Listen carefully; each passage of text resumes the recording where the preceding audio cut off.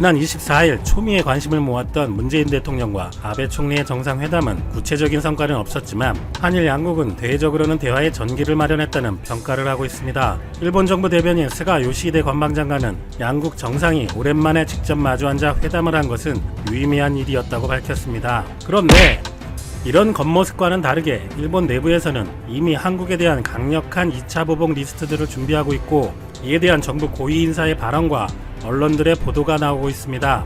올해는 그야말로 한반도를 둘러싼 외교안보 현안이 요동치는 이슈들이 많은 상황입니다. 북미 대화, 미중 무역전쟁, 전후 최악의 한일관계, 방위비를 비롯한 한미동맹, 한중관계 보건과제 등의 배경 아래 제8차 한중일 정상회의와 이를 계기로 한 양자 정상회담이 24일 막을 내렸습니다. 중국과는 2021년, 22년 양국 방문의 해를 기점으로 관광 활성화를 논의하고 내년 시진핑 주석의 한국 방문을 확정했습니다. 일각에서는 중국에 대한 한국의 태도가 숙이고 들어가는 것 아니냐는 지적도 있었지만, 이에 대해 대한민국의 국격을 믿어라며 정부 측이 반론을 하기도 하였습니다. 올해는 중국과의 관계보다 지난 몇 달간 최대 외교 현안인 일본과의 정상회담 결과가 중요했는데요. 핵심 이슈였던 일본 수출 규제 조치와 관련해서 문 대통령은 일본이 취한 수출 규제 관련 조치가 7월 1일 이전 수준으로 조속히 회복되어야 한다고 말했고, 아베는 3년 반 만에 수출관리 정책 대화가 매우 유익하게 진행되었다고 들었다며 앞으로도 수출 당국 간 대화를 통해 문제를 풀어나가자고 말했습니다.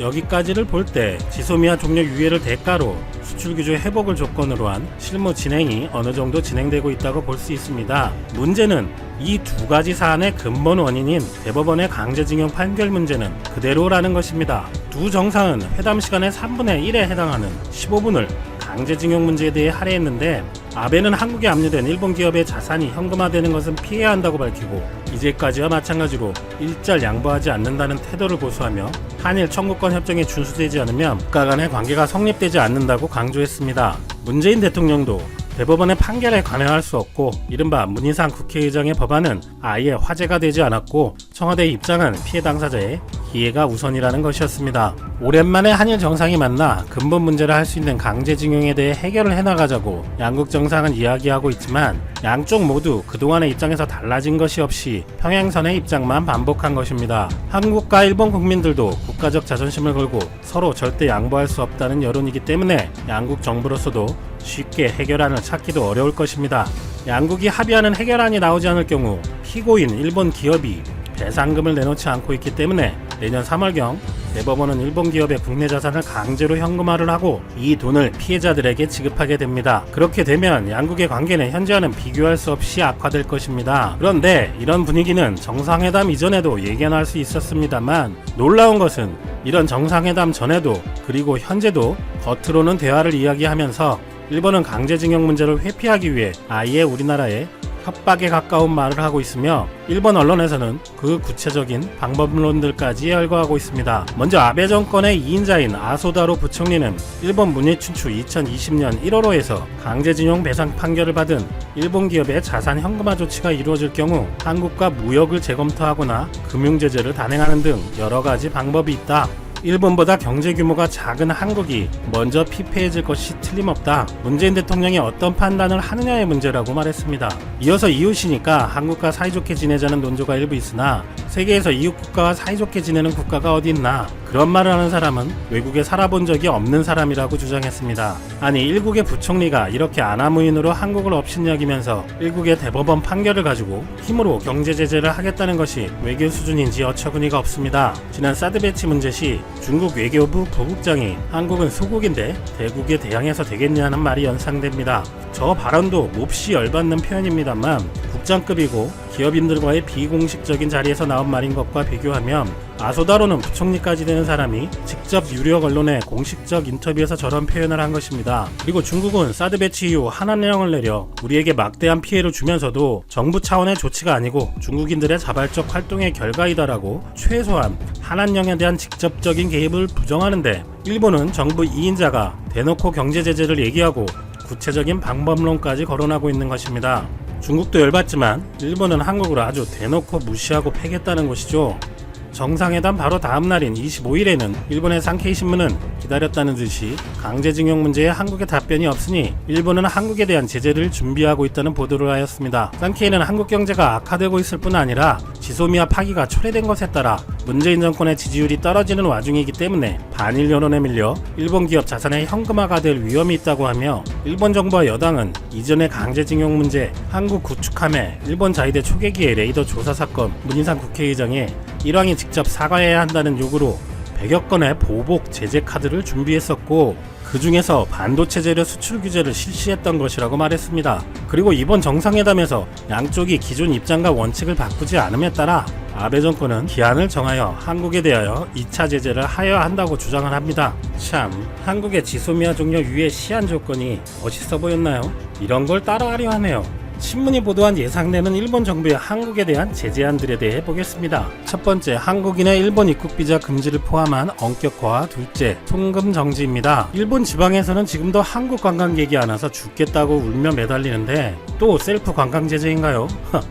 이 얘기는 처음 나온 얘기가 아니고 이미 아소다로가 3월 일본 금융재무위원회에서 공식 발언을 한 내용입니다. 그리고 국제사법재판소의 제소, 한국 제품의 관세를 가산, 무역보험에 적용해서 한국을 제거하는 등의 수출 규제, 환태평양 경제동반자협정 즉 TPP에 한국의 참여를 거절, 일본에 있는 한국 기업의 자산 압류, 일본의 부품 소재 제공의 중지, 주한 일본 대사의 귀국 등입니다. 아니, 헛소리하는 것이야 자기들 마음이니 그렇다 쳐도 무슨 근거로 한국 기업의 자산을 압류하고 무역보험에서 일방적으로 제거한다는 것인지 깡패도 아니고 트럼프도 울고 가겠네요. 이런 말들을 부총리가 공공연히 하고 언론에서 구체적으로 기사화까지 하는 것은 한국을 압박하겠다는 심보이겠지만 어이없는 셀프 수출 규제까지 한 일본인이 실제 실행할 가능성도 없지 않습니다. 반도체 소재 부품 수출 규제도 한국은 피해가 하나도 없고 오히려 일본 기업만 죽을 판에 일본 불매로 일본이 입는 타격만 훨씬 큰 상황을 이제 일본에서도 인정하고 있으니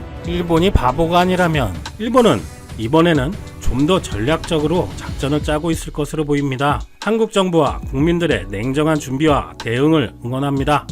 이슬람교를 국교로 불교와 힌두교가 함께 공존하는 나라, 말레이계 62%, 중국계 22%, 인도계 7%가 함께 살고 있는 다민족 국가, 대한민국 면적의 3배나 되지만 인구는 3280만 명인 국가, 바로 말레이시아입니다. 세계 최대의 천연고무, 주석, 파묘 수출국 말레이시아. 60년 전만 하더라도 농업과 광업 등 1, 2차 산업에 전적으로 의존하던 말레이시아가 그동안 공격적인 제조업과 관광산업 육성 정책으로 베트남, 필리핀, 인도네시아, 태국을 모두 제치고 1인당 국민소득이 1,300만원을 돌파해 동남아에서 3위, GDP는 438조 원으로 최근 싱가포르를 제쳤습니다. 이번 코로나19도 비교적 양호하게 통제해왔죠. 하지만 자세히 보시면 아시아 지역에서 코로나19가 빠르게 확산하기 시작한 3월 초에 말레이시아 확진자 수는 극소수였습니다. 1일 확진자 수가 한 자리에 그쳤죠. 자, 그런데 일본 때문에 말레이시아의 상황이 급격하게 악화됐습니다. 일본의 늑장 대응 때문에 일본을 다녀온 말레이시아인들의 잇따라 확진 판정을 받았고 이들의 슈퍼 전파자 역할을 한 것이죠. 당시 일본은 도쿄올림픽 개최를 위해 일부러 늑장 검사를 하거나 의도적으로 통계를 조작하고 있다는 의심을 샀습니다. 말레이시아뿐만 아니라 베트남, 태국, 인도네시아 등 상당수의 동남아 국가들이 이와 같은 피해를 입으면서 동남아 내 국민들의 반일 감정이 불꽃처럼 타오르고 있습니다. 주 인도네시아 일본 대사 마사우미 이시이는 인도네시아에 사는 일본인들이 코로나19와 관련해서 부당한 대우를 받고 있다, 차별을 받고 있다, 일본은 바이러스 확산의 근원이 아니다 라고 호소까지 할 정도였습니다. 말레이시아에서 엄청난 위기를 안겨준 일본과는 반대로 한국은 말레이시아를 위험으로부터 구원해 주었죠. 한국의 진단키트가 말레이시아 내 대규모 확산을 막아준 것인데요. 말레이시아 보건부의 누르히샴 압둘라 보건총괄 국장은 한국이 진단키트 5만 개를 보내주었고 사라왁주와 사바주에 1만 개씩, 조우르주와 쿠알라룸푸 공항에 1만 5천 개씩 분배했다. 이번 주말 10만 개가 추가로 도착할 것이고 말레이시아 정부는 한국으로부터 100만 개의 진단키트를 구매할 예정이다. 한국산 제품을 검사한 결과 민감도는 84.4%, 특이도는 100%였다. 우리 말레이시아는 한국산 진단키트를 사용할 것이다 전했습니다. 한국산 진단키트가 말레이시아에 도착한 후 한 달 만에 기적이 일어났습니다. 대규모 검사를 통해 확진자들을 모두 찾아낸 결과 확진자 수가 일시적으로 상승하더니 6월 말부터 확진자가 거의 발견되지 않고 있죠. 이에 말레이시아 정부는 코로나 청정 국가인 뉴질랜드와 브루나이를 포함해 한국과 국경 개방을 최초로 논의하기 시작했습니다. 통계상으로는 한국보다 빠르게 코로나19를 잠재운 중국보다 한국을 먼저 택할 만큼 한국을 전적으로 신뢰하고 있습니다. 한국과 말레이시아는 올해부터 전략적 동반자 관계로 격상하며 사상 최고 수준으로 협력 관계를 강화해 나가고 있는데요. 여기서 한국에는 기적 같은, 일본에는 충격적인 일이 하나 터졌습니다. 총 사업비가 1,100억 링깃, 우리 돈으로 31조 원에 달하는 자금으로 말레이시아의 수도 쿠알라룸푸르와 싱가포르를 연결하는 고속철 건설 사업, 말레이시아 구간 335km, 싱가포르 구간 15km로 총 350km 길이의 고속철 건설 사업은 원래 중국과 일본 중 누가 따낼지에 대한 경쟁이었습니다. 싱가포르 일간지 더 스트레스 타임스의 보도에 따르면 말레이시아와 싱가포르를 잇는 고속철 건설권을 두고 일본과 중국 정부 관계자 그리고 민간업체 대표들이 말레이시아로 날아가 적극적인 로비를 했고, 특히 중국은 리커창 총리가 직접 나서 나집 라장 말레이시아 총리에 서한을 보내며 말레이시아 부동산 및 인프라 개발에 중국이 투자를 약속하겠다라고까지 밝힌 것으로 전해졌습니다. 일본의 JR 동일본, 중국의 중국중철과 중국철로, 프랑스의 알스톰 그룹, 독일의 지멘스 등이 참여했지만 당시에는 JR 동일본과 중국의 중국중철 이 중 한 곳이 될 것이라 예상됐죠. 자, 그런데 최근 이를 완전히 뒤엎을 놀라운 소식이 전해졌습니다. 7시간이나 걸렸던 말레이시아, 싱가포르 이동 시간을 90분으로 단축시키는 프로젝트, 쿠알라룸푸르 싱가포르 고속철 건설 프로젝트가 올해 12월 31일로 연기되어 버렸죠. 카우분완 싱가포르 교통부 장관은 아즈민 알리 말레이시아 수석 장관이 편지를 보내었다며 싱가포르와 말레이시아가 2020년 12월 31일까지 유예기간 최종 연장에 합의했다. 변경 사항의 영향을 평가할 수 있는 충분한 시간이 필요하다 전했습니다. 그리고는 놀랍게도 일본과 중국 중 한 곳을 고르려던 말레이시아가 갑자기 한국을 선택하려 하고 있는데요. 마하티르 빈 모하마드 말레이시아 총리가 직접 현대로템을 방문했습니다. 현대로템의 철도 차량에 적용된 신기술을 직접 자신의 눈으로 확인하고 싶다며 마하티르 말레이시아 총리가 요청한 것인데요. 이번 말레이시아 총리의 현대로템 방문 이후 중국과 일본에 기울었던 판도가 한국으로 완전히 넘어왔습니다. 1973년 말레이시아에 처음 진출한 한국의 현대로템은 두터운 신뢰와 기술력을 인정받으며 꾸준히 지하철과 전동차를 공급했고, 2년 뒤 개통되는 말레이시아 MRT 2호선 무인 자동차를 무려 232량 제공하게 됩니다. 고도의 기술을 요구하는 무인 전동차를 맡긴다는 것은 절대적인 신뢰를 의미하죠. 필리스 버몬트 인도네시아 국제전략연구소장은 이렇게 전했습니다. 아세안 일부 국가에서 일본과 중국의 영향력이 확대되는 것에 대한 반발감이 커지고 있다. 그런데 한국은 다르다. 아세안 어느 나라에서도 반한 감정이라는 용어 자체가 존재하지 않는다.